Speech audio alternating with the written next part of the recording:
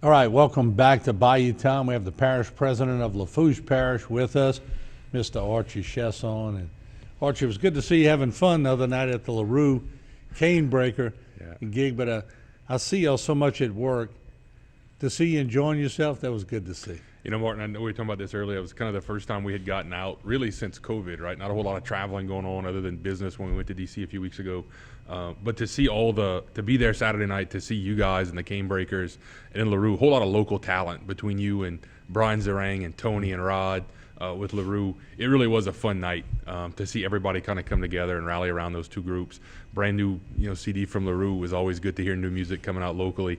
And it was a great night. Y'all did a great job. And with Tony and, of course, Rod restoring an old building in your neck of the woods, and Tony and Julia being from that area, it really does bring Thibodaux and Houma into the proudness factor of what they've done for our area, really. Yeah, and to see Rod come back and redo the old O.J. Meir store in Thibodaux, to see Tony come back to Jackson Street, the worldwide fame that these guys have, to see them come back to Thibodaux really means a lot for what Mayor S.J. does inside the city of Thibodaux, what we're doing in Lafourche Parish, that people like that want to come back here to spend their twilight years and then leave to go tour, but then still come back.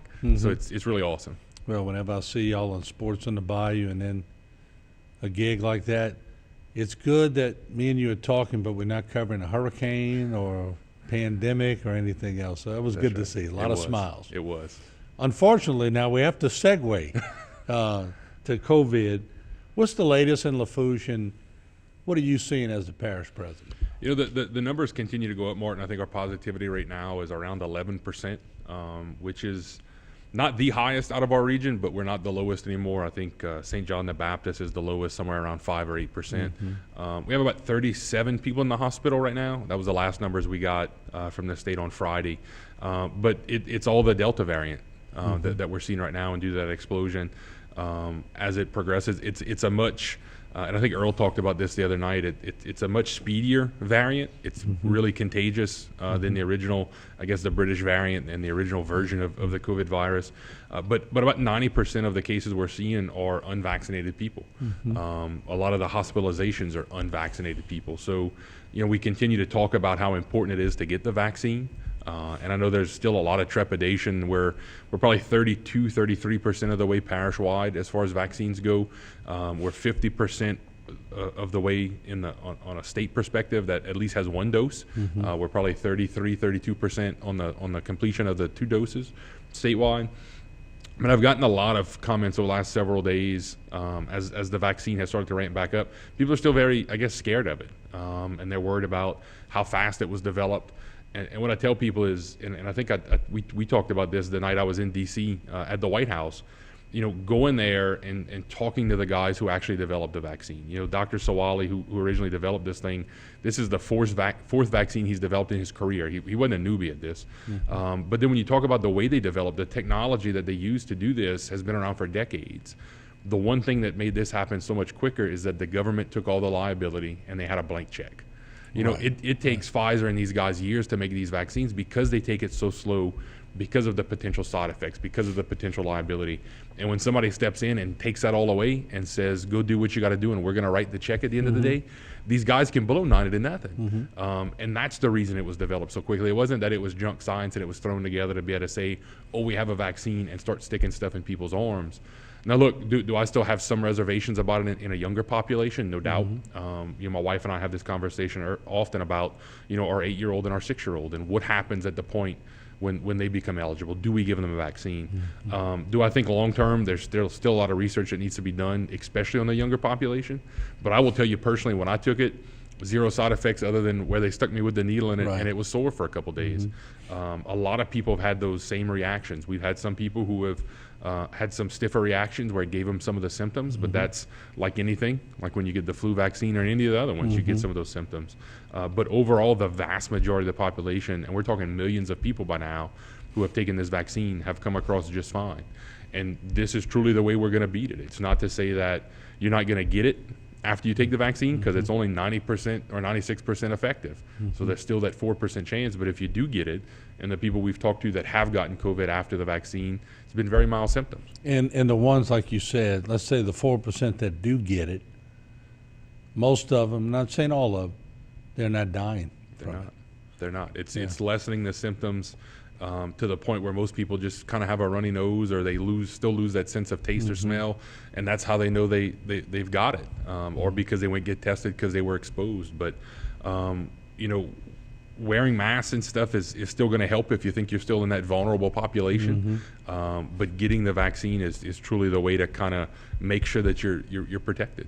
With about a minute left, I know y'all still trying to get people vaccinated, so I'll give you a little time to urge them. Yeah, you know, any one of the locations across the parish, whether it's the big box pharmacies, whether it's our local pharmacies up and down by Lafourche, whether it's the public health units in Thibodaux or Galliena, whether it's one of our 3 hospitals, either Thibodaux, St. Anne, or Our Lady of the Sea, you can basically walk in and get a vaccine now. There's no worries about appointments or if you can get it. And when this first thing came out, you and I talked a lot about this. The phones rang off the hook about when is it going to be my turn? When is it going to be my turn? Well, now it's your turn. Right. And we have an abundance of it. We have more than we could ever want now because of the manufacturing of this stuff. So we continue to urge people to get it. And if you haven't got it, kind of do your part and roll up your sleeve. Talk to your doctor. Make sure it's right for you. Talk to your family and friends that have gotten it, if you're still a little trepidation about it. But know that it's going to be okay, and know that this is going to be the one thing that's going to help us. You have a lot of other things going on in Lafourche, so I'm going to give you the floor a little bit to talk about some of those. Yeah, thanks, Martin. Summertime's wrapping up. Kids are probably about a week and a half, 2 weeks from going back to school, and that meant it was summer rec time again. We lost that program last year because of the pandemic, but we kicked it back off this year with a vengeance. All of our rec districts got back after it.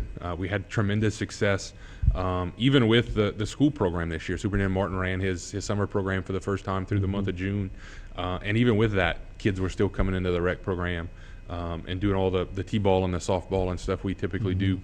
This year was something new for us. We partnered with Nicholls State University on an esports camp. Nicholls has an esports team now, which is competitive video gaming and coding. And there's a huge abundance of kids who play video games these days as technology increases. President Clune showed me that the other day, and I went, they didn't have this when we were there. They didn't. They didn't. And it was a great week for those kids. We taught them not only the gaming part of that, but the coding part to help, if you were interested in learning how to write video games into the future. They also did some healthy eating. That way, if you're not eating Doritos and Snicker bars all day while you're playing your video games. And I will say we went in Friday, Dr. Clune and I, to hand out their certificates for the kids for completing the camp. And I lasted about 35 seconds playing a video game with a 7-year-old. It was quite humbling to get your butt whipped by a 7-year-old. But if they'd had Pac-Man, you'd have hung in That's there. right. Pac-Man or Mario Kart would have been all right. But this year, too, we also partnered with Latour Golf Club out in Raceland. We did a golf camp for kids. And something special we did was we partnered with the High Five group out of Thibodaux, which is Christine Russell, JT Terrell, who's the AD at Nicholls, and a host of others. Their little after-school program, as well as our Wallace Center kids from the Alley community, and brought in those low to moderate income kids who had probably never seen a golf course before in their life. Actually got some donations from some local companies and bought some golf clubs for these kids to take back with them to their centers after, so they can continue to practice their game. We did a week up in June. We're doing a week this week with Coach Schilling from Nicholls, who's their golf coach, and actually taking them out there, teaching them the fundamentals of the game, doing some fun drills with them. And I will say for the kids that we brought in, the Alley community kids are probably 5 minutes up the road. And the first day we pulled in with them on the bus, they were like, this looks like California. They had never seen something like that before. So having those low to moderate income kids there, exposing them to that, as well as opening up for probably another 45 kids from across the parish who took part in the camp, was a great week for them. And it's something that was good to see people, again, back out in the community. And as we talk about that, Fair and Festival season for us is coming up. Cody Gray and the guys over at Louisiana's Cajun Bayou are doing a great job of beginning to promote those fall festivals, whether we're talking about the Gumbo Festival, French Food, La Fête de Vieux Temps over in Raceland. We're going to have a month and a half stretch of just about every weekend of something happening in Lafourche Parish. So it's going to be great. And you couple that with all of the other stuff that we do in parish government every day, from trying to rebuild our pumping stations and keep the flow of water going. So when we had the heavy rains that we've seen over the last couple of months, luckily it's beginning to dry out a little bit. We've seen a couple days of some dry weather, people actually starting to cut grass again. But whether we're working with the state to get grass cut along the highway, drainage redone, Things are going very well across Lafourche Parish. We have a great relationship, and I say this all the time. I give a lot of credit to our parish council for giving us the latitude to run the day-to-day operations. Great group of men, and the one woman, Councilman Chesson from District 8, have been a great asset over the last 18, 20 months that we've been there. So just some really awesome things happening across. But y'all put a lot of emphasis, Archie, on tourism. I mean, I've covered many parishes, but y'all made a conscious effort to pinpoint things, and you've really gone at it hard. Yeah, and we look at things like the Manning Passing Academy was in Thibodaux last week. That 4-day stretch is a $1.5 million economic impact to Lafourche. So to be able to target these people from across the country and then get them to come back is huge, and something that Cody and his guys, and we've begun to establish that partnership. And whether it's doing things with you guys here at HTV, we're working with them right now on a wayfaring sign campaign. They redo a lot of the signage across Lafourche. So if you're coming in, whether you're coming in from Highway 90 or you're coming in from Highway 20 or LA1, depending on which way you're coming from, you'll be able to find some of the hot spots. You'll be able to find Nichols. You'll be able to get to some of the swamp tours we have over in Chag Bay or in Kramer and Bayou Buff. So we put a huge emphasis on that because, look, at the end of the day, oil and gas is going to be king for us. We can talk forever about energy policy and wind energy that we've been looking at out in the Gulf the last couple of months. But bringing people here, getting them to see what we do every day, the quality of life that we have, is not only great for the tourist stuff, but as we talked with Tony and Rod, it's getting people to come here once and going, hey, there's something we could do here. Why don't we move here? Right. And whether that's talking about how great our school system is with Superintendent Martin, how great our hospital network is between our 3 hospitals, it's all of those things that help bring tourism here, but also things that help people stay after. Right, no doubt about it. And just real quick though, how can you measure that tick you get from tourism? Yeah, I know you see it, but how do you make it tangible? So Cody and those guys do a great study every year where they measure that based on the people who are on their website, reaching out to those local businesses and saying how much uptick have you seen, how many people have come in, as they tell you where they're from in those interactions. A lot of it is hotel motel stays. We can see where people are coming in and out from. The hard thing about hotel motels lately has been because of the pandemic, a lot of the oil field guys have booked blocks of rooms. So we've seen huge occupancy numbers, but they've been companies quarantining people before they went offshore. So that's slowly going to dwindle down. We know that was just kind of a one-time spike because of the pandemic. But Cody, from their website to local businesses to hotel motels, they can tell you pretty much spot on where people are coming from and how long they're staying.